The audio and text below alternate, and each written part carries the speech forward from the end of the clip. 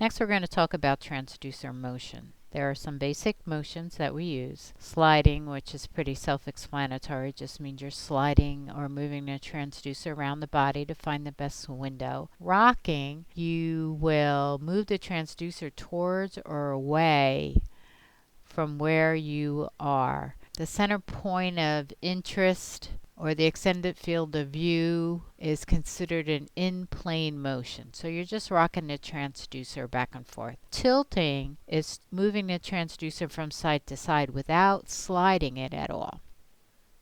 Now that's called a cross-plane motion. And again, it depends on what it is that you're looking for. Sometimes you only have a small window. Maybe you're scanning intercostally. You have to scan between the ribs, and there's a lot of spaces between the ribs. So your transducer's in one spot, and you're going to rock your transducer back and forth to try and sweep through the liver, or you're going to tilt left to right so that you can kind of get from the lateral to the medial part of the liver.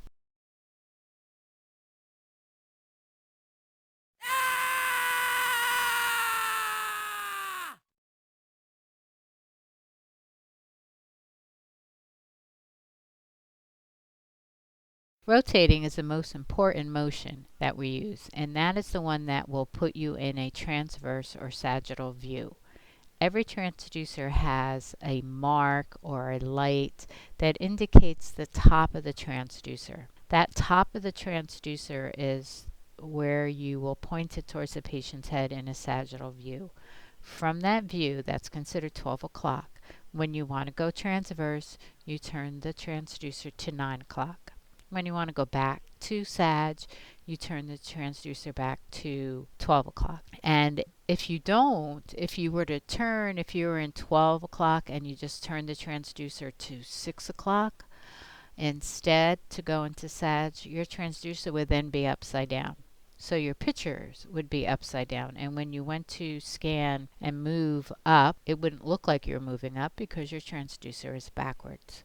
I have to say it's one of the things that most students do at least one time. And they're standing and going, I don't understand why it's not going the way I think it should be going. Whenever you question that, look at your transducer and make sure that you have it facing the right way.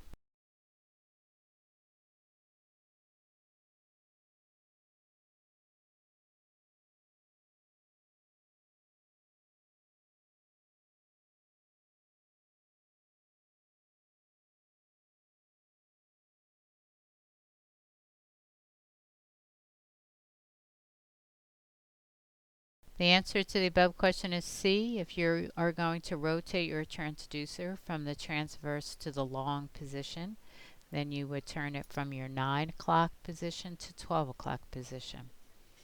Again, any questions? You know where I am. The last thing that we're going to be talking about is, as far as positions and motions, are actually patient position and motions and not transducers. So supine and prone, we've already spoken about. Right lateral decubitus and left lateral decubitus are moves that you will make with the patient, and it's just turning them up on their side. The right lateral decubitus is the patient laying on their right side, and left lateral, they're laying on their left side. So you'll do this to look at the spleen or the left kidney, to turn the patient to move the gallbladder, or even push the liver down. The other positions that there are right posterior obliques and left posterior oblique, and those are halfway positions between the patient laying supine and then all the way up on their right side. So an oblique is somewhere in between, technically 45 degrees, but just figured it as in between supine and turned all the way up on their side.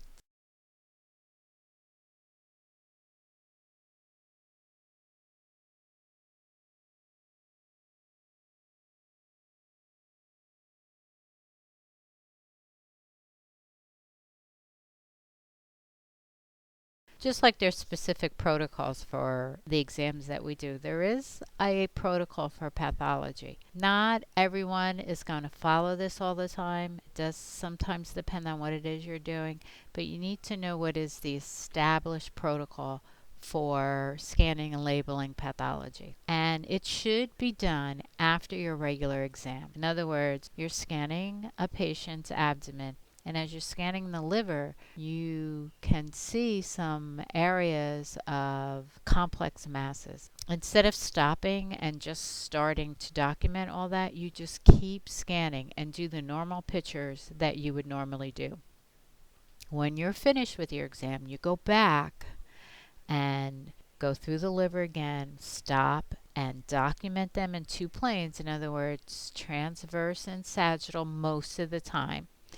And you measure them in two planes. Now, the reason why I say to do it this way is so that you don't get so caught up in the pathology that you forget to scan other things. Like you're so caught up in doing the liver that you never really took any pictures of the kidney. Maybe there's something wrong with that kidney also. So that's the idea behind doing the pathology that way. The other thing is sometimes you'll hear them talk about survey scanning. And survey scanning is when you first put the transducer down. You don't automatically start taking pictures. That maybe you just scan a little bit to the left and right just to kind of see what's going on. Notice if there's any pathology. You can get your images set, adjust your gain, a depth. If there's a normal variance, you can pick them up so that as you're scanning, you can go through your study without any problem. And that's really the reason for the survey scan. So I hope you enjoyed this lecture. After this now is a online quiz for you guys to take, and good luck.